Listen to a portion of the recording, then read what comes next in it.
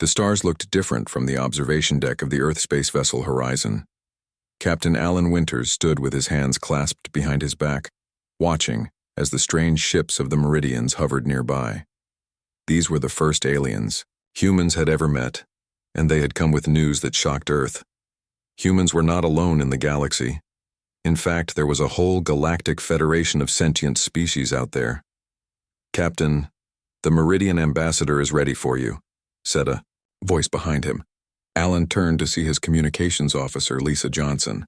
"Thank you, Lisa. Is Dr. Grant ready as well?" "Yes, sir. She's waiting in the conference room with the rest of the team." Alan nodded and took a deep breath. This meeting would change the future of humanity forever. The Meridians were taking them to meet the Galactic Federation, and Alan's ship had been chosen to represent Earth. In the conference room, Dr. Olivia Grant was studying data on her tablet. As the ship's xenobiologist, she was eager to learn about alien life forms.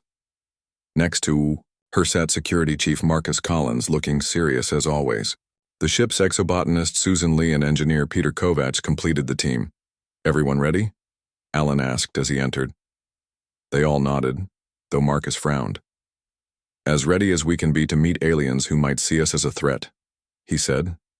The doors slid open and in walked Ambassador Trell of the Meridians. The alien was tall and slender with blue-tinted skin and large, thoughtful eyes. "Captain Winters," Trell said in perfect English, thanks to their translation technology. "I am pleased to see you and your team prepared. We will arrive at Centauri Prime, the Federation capital, in 6 hours. We're honored by this opportunity," Alan replied. "But I must ask again, why did you choose to contact Earth? We're new to space travel compared to your people." Trell's expression shifted to what Alan had learned was their version of a smile. "That is precisely why. Your species achieved faster than light travel only 50 of your years after developing basic spaceflight. This is unusual. Many species take centuries to make such progress." Olivia leaned forward. "And the Federation is interested in unusual things?" "The Federation is interested in potential," Trell corrected. "Humans solve problems differently than other species. This could be valuable." 6 hours later, the Horizon emerged from light speed near a massive, gleaming space station that orbited a blue-green planet. Centauri Prime was beautiful, with rings of ships and smaller stations around it. "Welcome to the heart of the Federation," Trell said. The humans stared in awe at the view screen. Hundreds of different ships from dozens of alien species moved around the station. It was overwhelming proof that humanity was a very small part of a very large universe. The welcome ceremony was held in a vast hall with representatives from over 30 species. Some looked almost human, while others were so different that Alan struggled to tell where their faces were. Ambassador Xylox, a tall reptilian alien with iridescent scales, led the ceremony. "We welcome our newest potential members, the humans of Earth," Xylox announced to the gathered aliens. But Alan noticed that many of the delegates were keeping their distance, watching the humans with what seemed like suspicion or even fear. "Is something wrong?" Alan whispered to Trell. The Meridian looked uncomfortable. "You might physically resemble a species from our ancient history. The Krell were fierce warriors who caused great destruction before they disappeared. It is merely a superficial resemblance, but it makes some nervous." After the formal welcome, Xylox called for attention. "Before we conclude today's session, I must share news of great importance. Our explorers have discovered a planet rich in rare resources in the Draconian system. It is designated Nexus 7. Excited murmurs filled the hall. "Unfortunately," Xylox continued, "Nexus 7 is dominated by creatures called the Vorax. They are apex predators with high intelligence and extreme aggression. All attempts to establish bases on the planet have ended in disaster." A hologram appeared in the center of the hall, showing a creature that made several humans gasp. The Vorax was massive, with 6 powerful limbs, a body covered in natural armor, and a head that featured multiple eyes and a jaw that could clearly crush metal. It moved with frightening speed in the recording, taking down a Federation security drone with ease. The Vorax hunt in packs and can detect technology, Xylox explained. They appear to view all other intelligent life as prey or rivals. Their acidic saliva can dissolve most protective materials, and their hide resists our standard weapons. We have deemed Nexus 7 impossible to colonize. Olivia was staring at the hologram with intense interest. Captain, she whispered to Alan, look at its behavior patterns, the way it circles the drone before attacking, the warning displays, the coordinated movements when others join in. What about them? Alan asked. They're remarkably similar to large predators from Earth's history. Wolves, big cats, even certain dinosaurs based on our best models. Olivia's eyes were bright with excitement. This isn't mindless aggression. These are territorial displays, hunting behaviors. Marcus overheard them. You're saying you understand these monsters? I'm saying humans have thousands of years of experience dealing with predators like these, Olivia replied. We didn't just avoid Earth's apex predators, we domesticated many of them. Alan considered this. You think we could do the same with these Vorax? I don't know, but our ancestors turned wolves into dogs that would die to protect us. They tamed big cats for royal courts. They trained eagles to hunt for them. Olivia gestured at the alien delegates. These species never did that. They seem to only think in terms of avoiding predators or eliminating them. Alan looked around at the Federation representatives, who were still discussing the unfortunate loss of Nexus 7's resources. He made a decision. Ambassador Xylox, he called out, stepping forward. The humans would like to volunteer to establish the first successful base on Nexus 7. The hall went silent. That would be suicide, Captain Winters, Xylox said after a moment. Did you not understand the danger? We understood, Alan replied. But Dr. Grant, our xenobiologist, has observed similarities between the Vorax and predator species from our own world. Throughout human history, we've found ways to coexist with dangerous animals. Sometimes we've even formed partnerships with them. Disbelieving murmurs spread through the hall. You claim you can tame these creatures? An amphibian delegate asked, clearly thinking Alan was either lying or insane. I make no guarantees, Alan said carefully.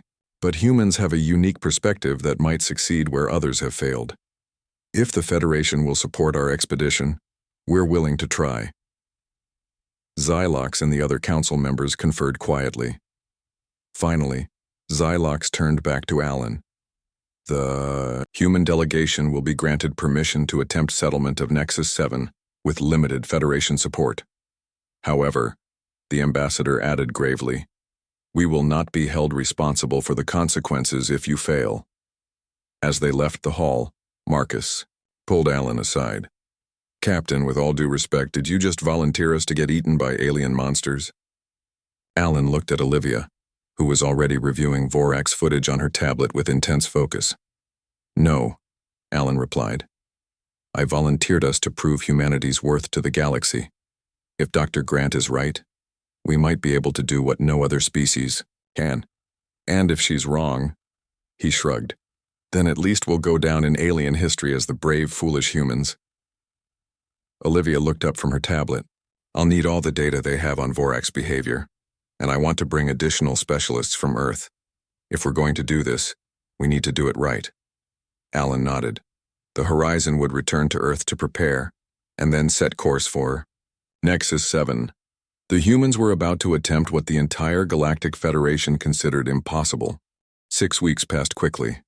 The Earth space vessel Horizon dropped out of light speed near the planet Nexus 7. From orbit, it looked beautiful. Blue oceans, green and brown land masses, and swirling white clouds.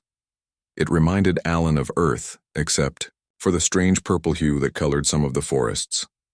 Final approach to landing zone, announced Lisa from her station on the bridge.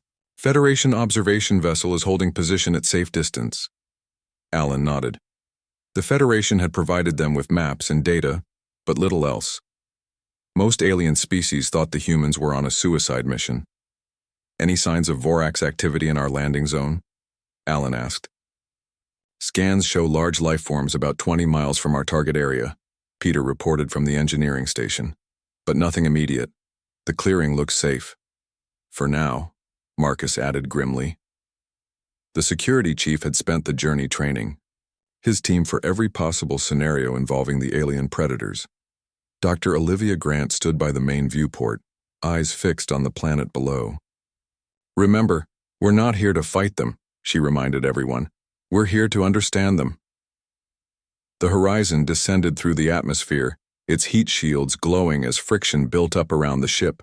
Soon they were below the clouds, skimming, over a vast forest of trees that looked like earth pines but with dark purple leaves. The ship slowed as it approached a large clearing beside a river. "Landing gear deployed," Peter announced. "Touching down in 3, 2, 1, the ship settled with a gentle bump on the alien soil. "Environmental readings?" Alan asked. "Atmosphere is as expected, breathable but with higher oxygen content than Earth. Temperature is 75 degrees Fahrenheit. No immediate biological hazards detected," Susan reported from her station. "All right," Alan said, standing from his command chair. "Let's establish Base Camp Alpha. Security teams first, then science personnel. Full protective gear until we confirm it's safe." The first few days on Nexus 7 were busy. The crew set up a perimeter of sensors around their landing site. They built prefabricated shelters, established a water purification system from the nearby river, and began cataloging the local plant life. Susan was especially excited by the purple vegetation, which contained compounds unknown to Earth science. On the fourth day, their sensors picked up large movements in the forest. "Something's coming," Marcus warned over the comm system. Everyone, inside the perimeter, security teams to positions. Alan joined Marcus at the edge of the camp. Through binoculars, they watched the tree line. The purple foliage shook, and then they saw it, their first Vorax. The creature was even more imposing in person than in the Federation's recordings. Standing nearly 12 feet tall on its hind legs, it had a body covered in plates that looked like natural armor. Its 6 limbs ended in claws that could easily tear through metal. The head featured multiple eyes that scanned the landscape with obvious intelligence.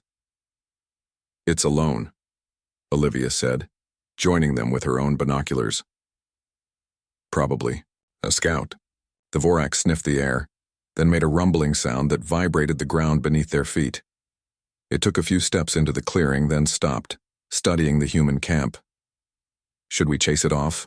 Marcus asked, his hand on his weapon. "No," Olivia said firmly.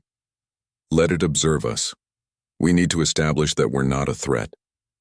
The standoff lasted nearly an hour. The Vorax remained at the edge of the clearing, watching. Occasionally it would make that rumbling sound again, as if calling to others, but no other Vorax appeared. Finally it turned and disappeared back into the forest. "Well, that was intense," Peter said, letting out a breath he'd been holding. "That was amazing," Olivia corrected him. "Did you see how it was studying us? That's not just animal curiosity. There's higher thinking happening there." Over the next 2 weeks, Vorax sightings became common. They never approached too closely, but they were clearly watching the humans. Alan ordered that no one was to fire weapons unless directly attacked. Olivia began recording the Vorax behaviors and vocalizations, building a database. "They're establishing our boundaries," she explained during a team meeting.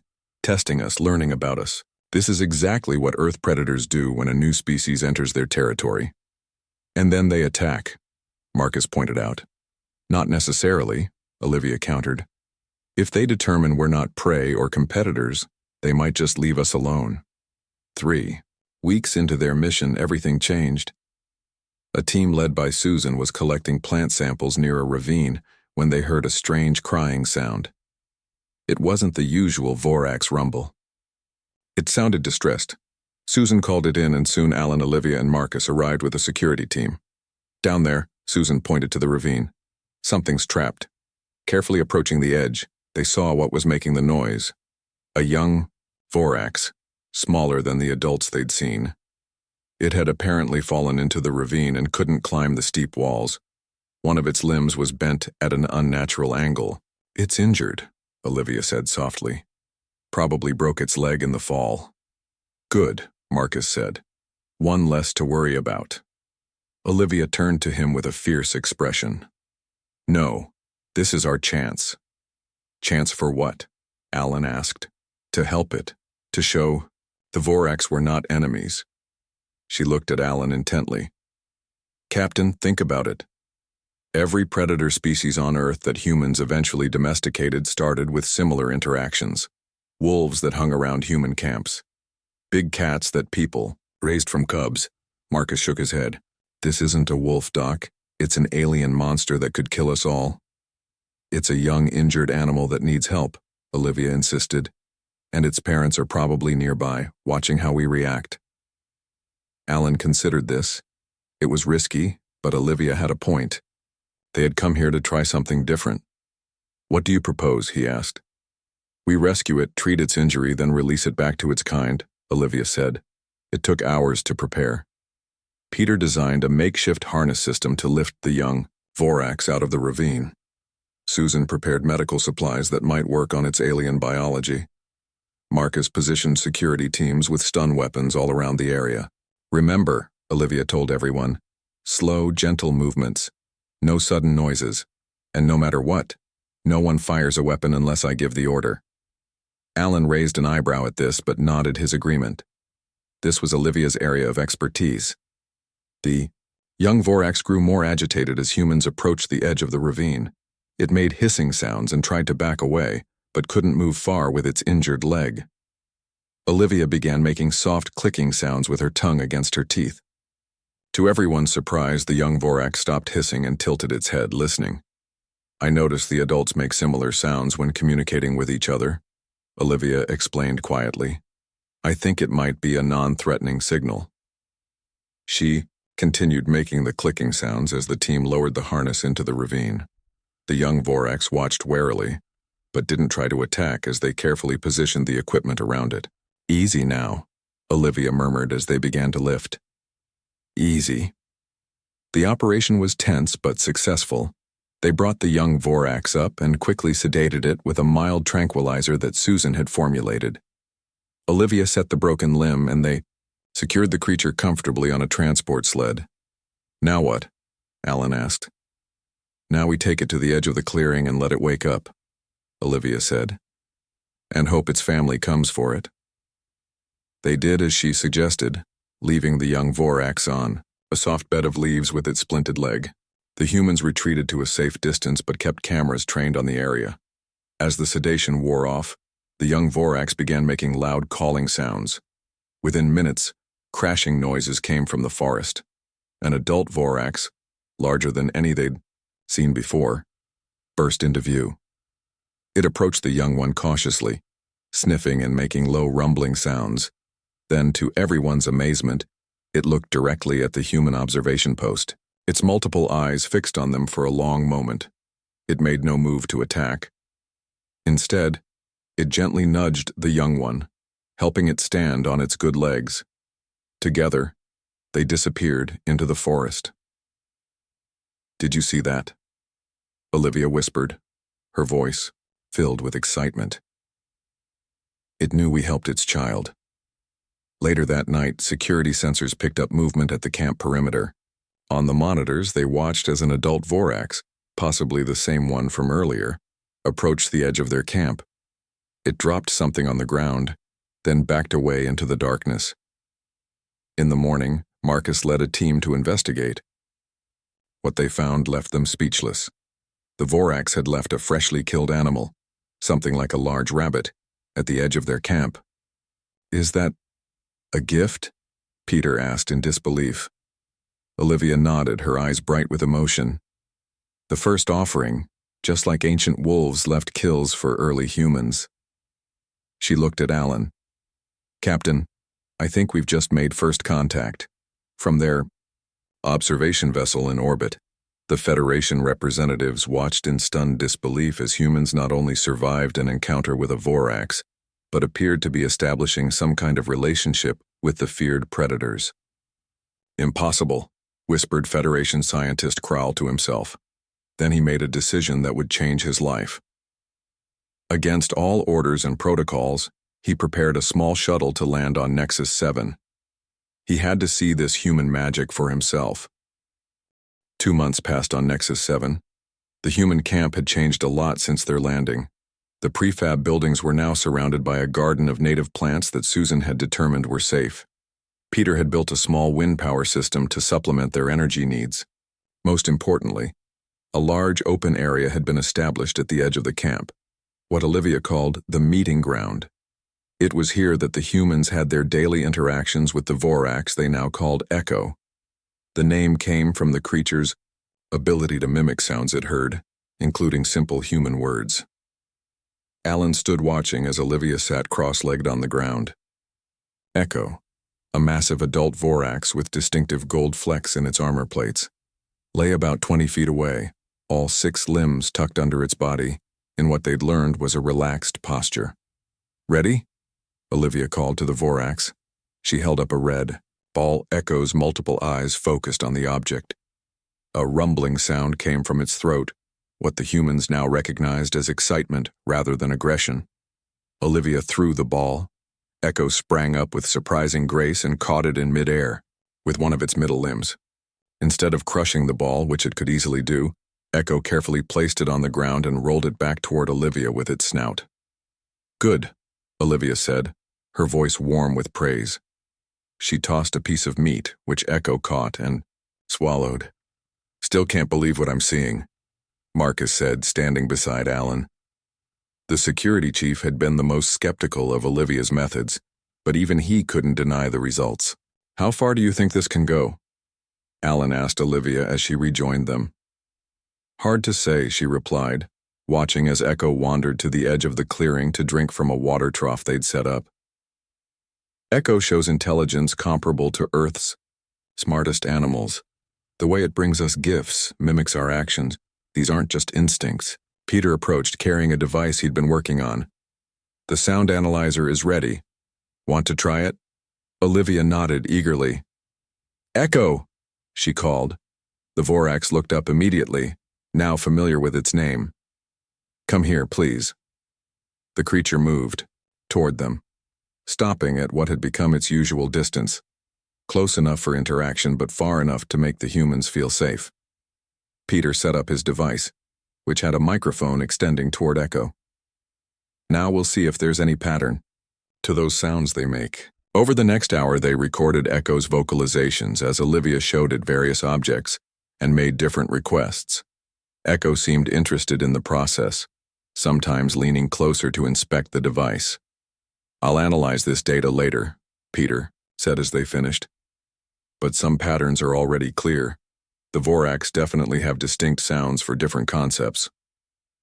As Echo was leaving, it stopped suddenly, head tilted as if listening. The humans had learned to recognize this posture. Other Vorax were nearby. "Company coming," Marcus warned, but his hand stayed away from his weapon. They had all learned that showing signs of aggression made the Vorax nervous. From the tree line emerged 3 more Vorax, all smaller than Echo, probably younger members of its pack. They had seen these individuals before, always at a distance.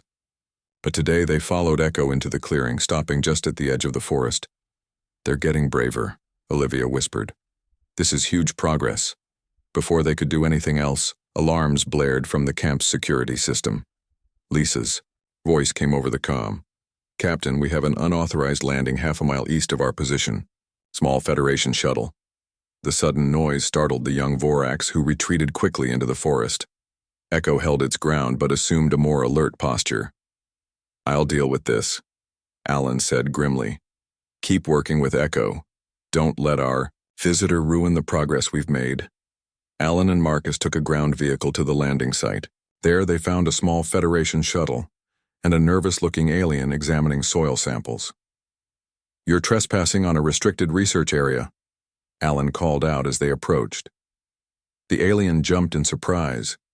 It was a Bracari, a species, with 4 arms and skin that shifted colors with its emotions. Currently, it was a pale yellow that Alan guessed meant fear or anxiety.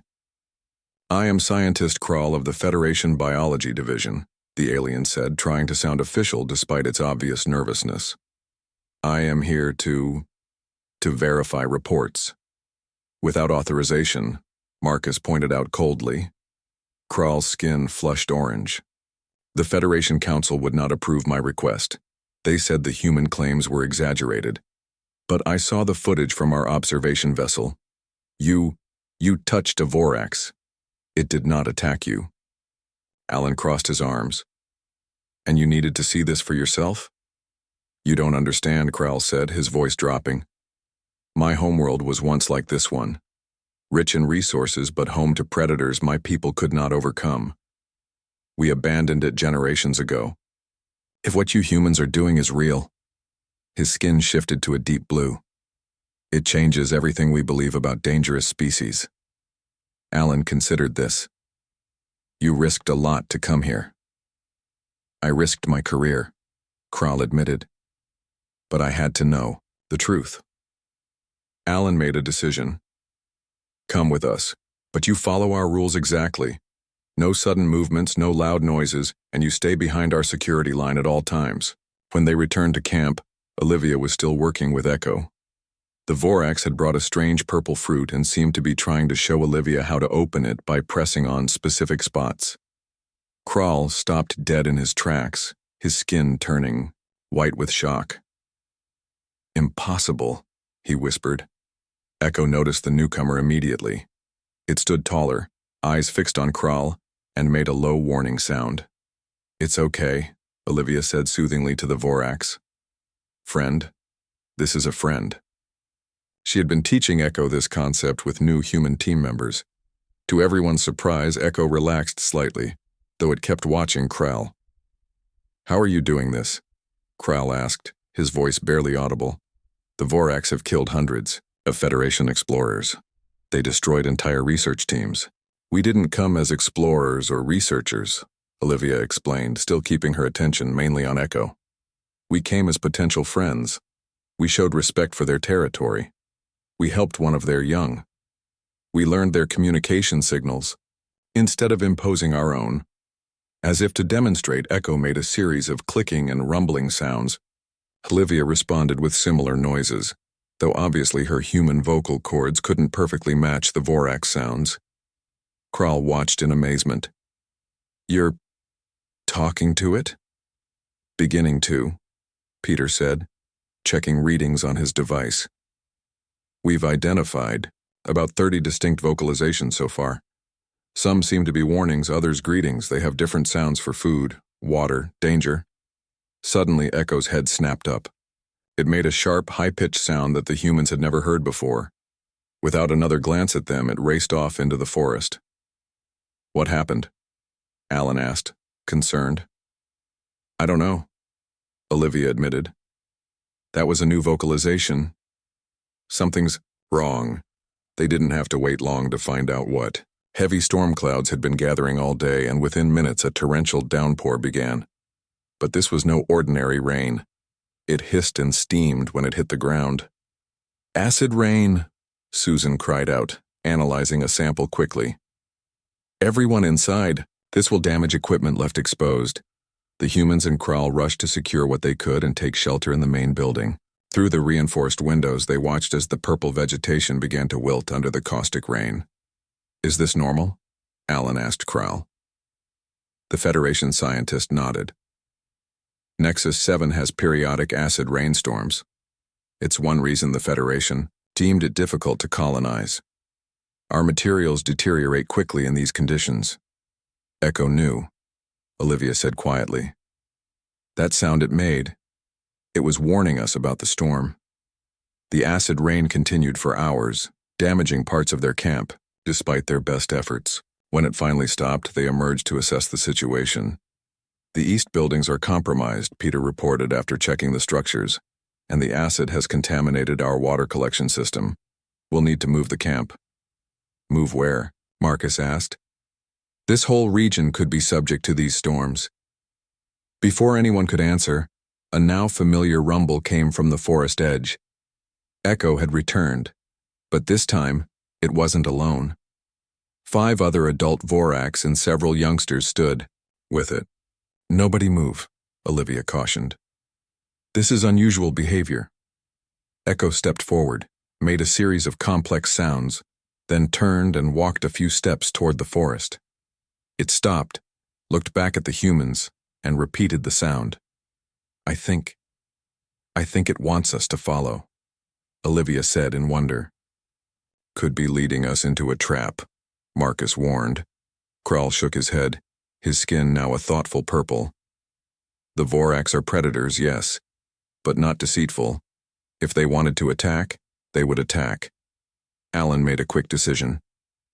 Olivia, Peter, you're with me. Susan, you too. We might need your botanical knowledge. Marcus, organize a security team to follow at a safe distance. Everyone else stays here. Cautiously, the small group followed Echo and its pack into the forest. They walked for nearly an hour, going deeper than any human had ventured before. The Vorax occasionally looked back, as if checking that the humans were still following.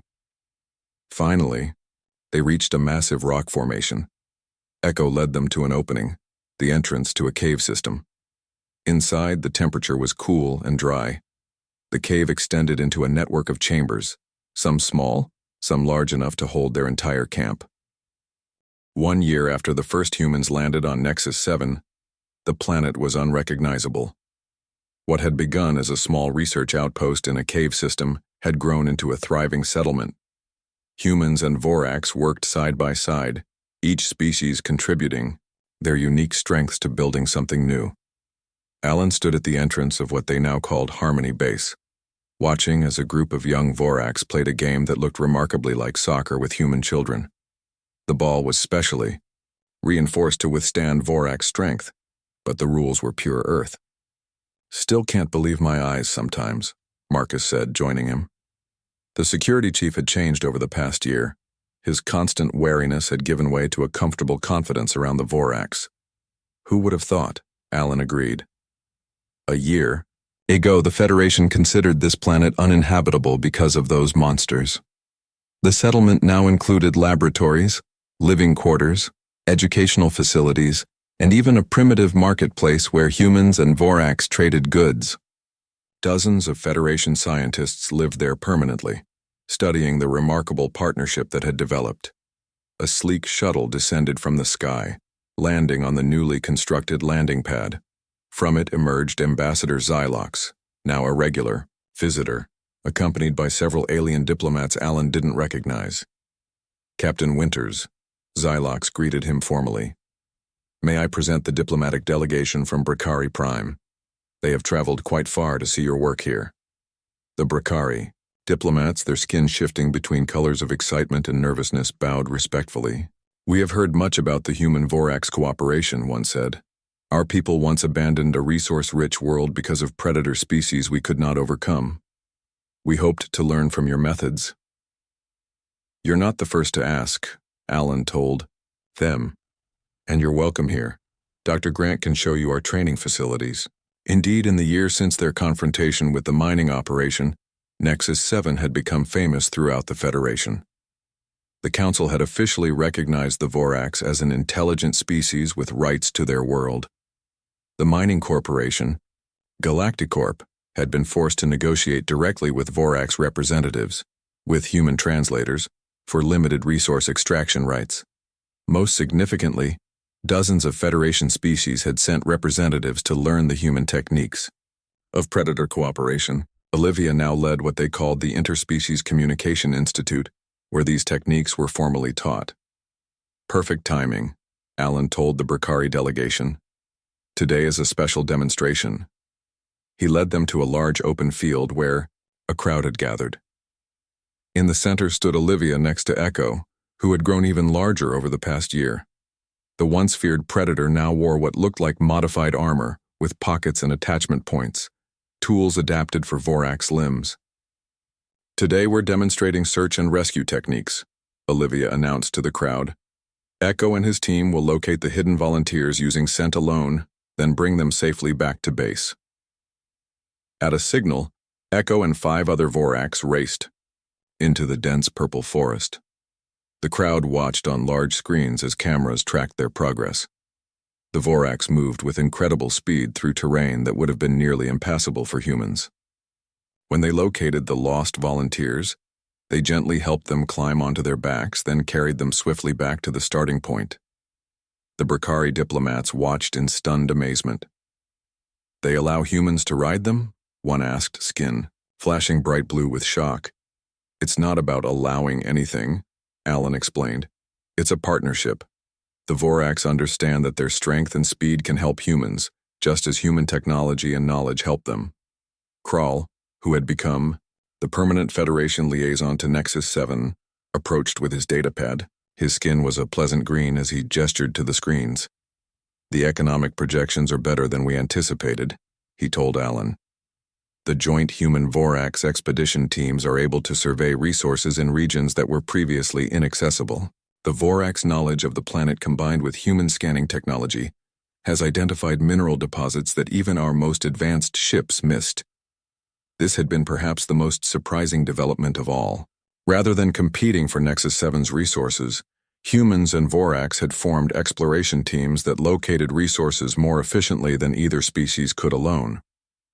The Vorax, with their powerful senses and ability to traverse difficult terrain, guided the humans to potential sites. The humans, with their technology, could then determine the value and extent of the resources. The revenue from carefully managed resource extraction was shared between humans and Vorax, with a percentage going to a planetary preservation fund. It was a model that was beginning to influence Federation policy on other worlds. "Ambassador," Alan said, turning to Xylox, "I've been meaning to ask, has there been any word from the Council about our proposal?" Xylox made a gesture that was the alien equivalent of a smile. "That is partly why I came today. The Council has approved it. The Vorax will be granted official representation in the Galactic Federation." This was momentous news. No predator species had ever been granted such status before. The Council had initially balked at the idea, but the evidence of Vorax intelligence and their successful cooperation with humans had proven persuasive. "When will their representative arrive at the Federation capital?" Alan asked. "That's the other part of my news," Xylox replied. "The Council requests that Echo be the first Vorax ambassador, accompanied by Dr. Grant as translator. They feel that the first Vorax to form a bond with humans is symbolically appropriate." Olivia had joined them in time to hear this. Her face lit up with excitement. "Echo as an ambassador? That's perfect. I'll need to improve the portable translator, and we'll need special accommodations on the transport ship. But this is wonderful news." Later that evening, a celebration was held in the main gathering area of Harmony Base. Humans and Vorax mingled freely, sharing food, carefully prepared to suit different biologies, and drink. Federation visitors watched in amazement as young Vorax curled up beside human children who read them stories, and adult Vorax engaged in complex translated conversations with human scientists. Peter had set up a special surprise, a holographic display showing Earth animals. The Vorax watched with fascination as images of lions, wolves, eagles, and dolphins played across the night sky. "We're showing them Earth's predators," Peter explained to the Brakari visitors. "They're particularly interested in how we formed partnerships with wolves and turned them into dogs over generations. They understand the concept better than any alien species we've met." Susan joined them, carrying samples of a new hybrid plant she'd developed, a cross between earth wheat and a native Nexus 7 grain. "This could be a food source that both our species can digest," she explained. "Early tests are promising." As the celebration continued, Alan found a quiet moment with Echo. The massive predator, now his friend, stood beside him looking out at the stars. "I never thought I'd say this," Alan told the Vorax, "but you're going to make an excellent diplomat." Echo made a series of sounds that the translator around Alan's wrist converted. "Human strange, thought food first time, now think family." Alan laughed. "We thought you might eat us too. Funny how things change." A commotion at the edge of the gathering caught their attention. A Federation communication officer was hurrying toward them with an urgent expression. "Captain Winters. Priority message from Federation Exploration Division." Alan took the offered datapad and read the message quickly. His expression grew serious. "What is it?" Olivia asked, joining them. "The Federation has discovered another planet with potentially intelligent predator species," Alan explained. "Their explorers are unable to establish any communication and have suffered casualties. They're requesting our help. Our help? Marcus asked, overhearing. Not just our help, Alan clarified. They're specifically requesting a human Vorax team. Echo made a rumbling sound that needed no translation. It was interest, perhaps even excitement. Where is this planet? Olivia asked. The Cygnus system, about 2 weeks' journey at maximum speed. Alan read from the pad. They've attached footage of the species. He projected the image into the air. The creature shown was unlike anything they'd seen before. Part reptile, part insect, with multiple limbs ending in razor-sharp appendages. It moved through a swampy environment with frightening speed. Most of the Federation visitors backed away from the image instinctively, but Echo stepped closer, examining it with interest. The translator picked up its next sounds. Remind of young Vorax, scared, not bad. Alan looked at Olivia. What do you think?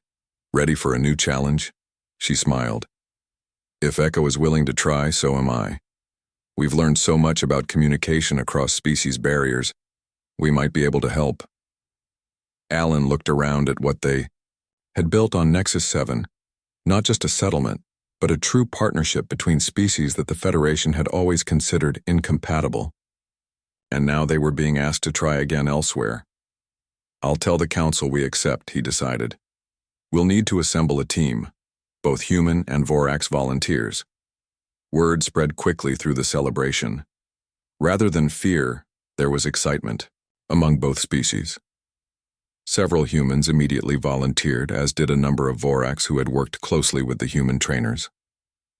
6 months into the Nexus 7 mission, the human settlement in the caves had grown into something none of them had imagined possible. The main chamber now housed a fully functional research center, complete with laboratories built from their ship's modules. Outside, a small farming area had been established where Susan grew both earth plants and native species that proved edible. Most remarkable was the constant presence of Vorax.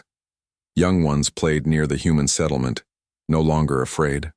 Adult. Vorax regularly brought gifts of food or interesting objects they found in the wilds. Echo had become a daily visitor, spending hours working with Olivia and Peter on their communication project. Try again, Olivia encouraged, pointing to the image on the screen. Echo focused its multiple eyes on the display, then made a series of clicks and growls. Peter's translation device processed the sounds, and words appeared on another screen. Waterfall big. Yes, Olivia clapped her hands. That's right, it's a waterfall. Big waterfall. Echo made a pleased rumbling sound, then reached out one of its limbs. Very gently, it touched Olivia's shoulder, a gesture of friendship that had taken months to develop. Alan watched from nearby, still amazed at how far they'd come. The Federation delegation that had arrived with Ambassador Xylox had grown to include scientists from 12 different species, all eager to observe the human-Vorax interaction. Kral approached Alan, his skin a happy green color. The translation device now recognizes over 200 Vorax vocalizations, he said proudly. He had become an essential part of the research team, his knowledge of alien biology proving valuable. And Echo understands even more human words, Alan noted. Amazing progress. A Federation scientist hurried up to them, her tentacles waving with excitement. Captain Winters, you must come see this. The young Vorax are imitating human children. Alan followed her to an area they called the Playpen, a space where the younger crew members sometimes played simple games. There, 2 human engineers were teaching a group of children to play catch. Nearby, 3 young Vorax were watching intently. As Alan watched, one of the young aliens picked up a ball in its mouth, then tossed it to another young Vorax, who caught it with surprising gentleness. They've been doing this for an hour, the Federation scientist said. They're learning human games on their own. Alan smiled. They're curious, just like our children. The peaceful scene was interrupted by a sudden alarm from their communication system. Lisa's voice came over the speakers. Captain, we're detecting unusual seismic activity on the far side of the planet. And there's something else. The Federation observation vessel is reporting unauthorized landings in that area. Alan frowned. Unauthorized? By whom? Unknown, sir. but the energy signatures suggest heavy mining equipment. Alan hurried back to the command center, followed by Kral. The main screen showed a map of Nexus 7, with a flashing red area indicating the disturbance. That region has some of the planet's richest mineral deposits, Kral noted, his skin shifting to a worried yellow. But it's also home to the largest concentration of Vorax packs. Ambassador Xylox entered the room looking uncomfortable. Captain Winters, I need to speak with you, privately. Once they were alone, Xylox's formal demeanor dropped. I've just received word from the Federation Council. The landing you've detected is a mining operation launched by Galactic Corp, one of the largest corporations in the Federation. They received special permission to begin resource extraction. Without consulting us? Alan asked, anger rising in his voice. We've established peaceful contact with the native species. Any mining operation could disrupt that. Xylox looked away. There's something you should know. The Federation has been trying to access Nexus 7's resources for centuries. Previous expeditions weren't just scientific missions. They were attempts to eliminate the Vorax entirely. Alan stared at the ambassador in shock. You tried to wipe out an intelligent species for minerals? The Vorax were classified as dangerous predators, not intelligent beings, Xylox said defensively. Your success in communicating with them has complicated matters, but Galacticorp has powerful supporters on the Council.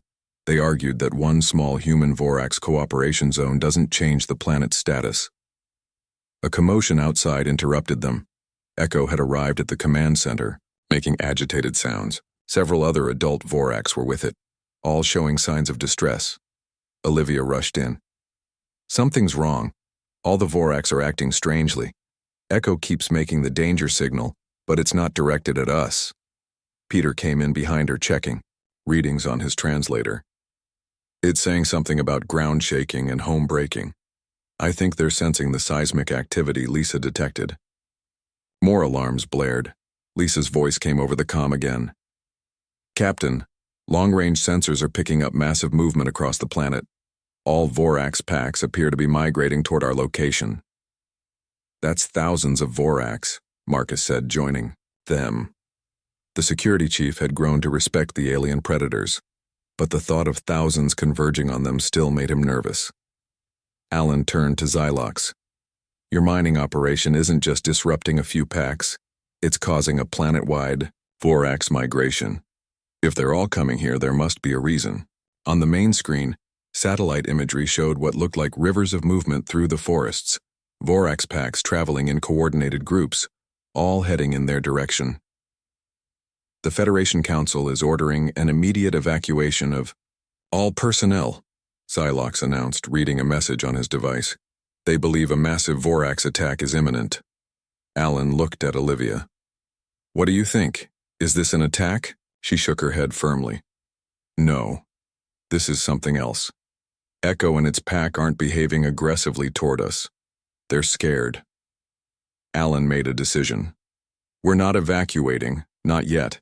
Olivia, use the translator. Try to understand what's happening. The next hour was tense. Outside, more and more Vorax arrived, filling the forests around the cave system. They made no move to attack the human settlement, but their presence was overwhelming. Inside, Olivia worked frantically with Echo, trying to improve their communication. Finally, she looked up, her face pale. It's the caves, she said. The mining operation has disrupted some kind of underground network that connects to this cave system. But that's not all. She took a deep breath. The Vorax aren't just coming here for shelter. This cave system is their ancestral breeding ground. They come here once every 10 years for a massive gathering. A breeding ground? Alan repeated. Olivia nodded. These caves have special properties. The same minerals that neutralize the acid rain also create conditions perfect for Vorax eggs. The mining operation is not only destroying parts of the cave network, it's happening right when all Vorax packs need to access it. Xylox looked stunned. This complicates matters. You think? Alan said sarcastically. He turned to his team. We need to stop that mining operation before it causes more damage. And we need to protect this breeding ground. The Federation Council won't authorize that, Xylox warned. Galactic Corp has too much influence. Then we'll have to show them what they're really doing, Alan replied. He looked at Echo, who was watching them intently. And I think I know how. Alan outlined his plan quickly. They would take a small team, including Echo and several other Vorax, to confront the mining operation directly. With Peter's translation device, they could demonstrate to the Federation Council that the Vorax were intelligent beings with rights to their planet. It's too dangerous, Marcus argued. You can't just walk into a mining camp with alien predators. That's exactly what we're going to do, Alan said firmly. The Federation needs to see humans and Vorax working together. They need to understand what they're destroying. Preparations moved quickly. Peter modified his translator for field use. Olivia worked with Echo to explain their plan. To everyone's surprise, Echo seemed to understand completely, even suggesting through crude gestures which other Vorax should accompany them. As they prepared to leave, Xylox approached Alan. This is against Federation protocols. I should stop you. But you won't, Alan replied, because you know we're right. The ambassador was silent for a moment, then nodded slightly. I will inform the council that I am accompanying a human Vorax, diplomatic mission to inspect the mining site. That should buy you some time. 2 hours later, a strange procession set out from the caves. Alan, Olivia, and Peter rode in an all-terrain vehicle. Marcus followed with a small security team. Xylox and Kral represented the Federation. Most remarkably, Echo and 5 other adult Vorax traveled alongside them, moving with purpose. The journey took most of the day. As they approached the mining site, they could see the damage already done. Huge swathes of forest cleared, massive, machines digging into the earth, and a sprawling temporary facility surrounded by security barriers. Those barriers are designed to repel Vorax, Kral noted. High-frequency sound emitters that cause them pain. Echo and the other Vorax stopped, clearly uncomfortable. Olivia checked the translator. They sense the sound, but it's at the edge. Of their hearing range here, they can't go closer. Then we go in first and shut those barriers down, Alan decided. The mining facility security was surprised when a Federation ambassador and a human captain approached their gates.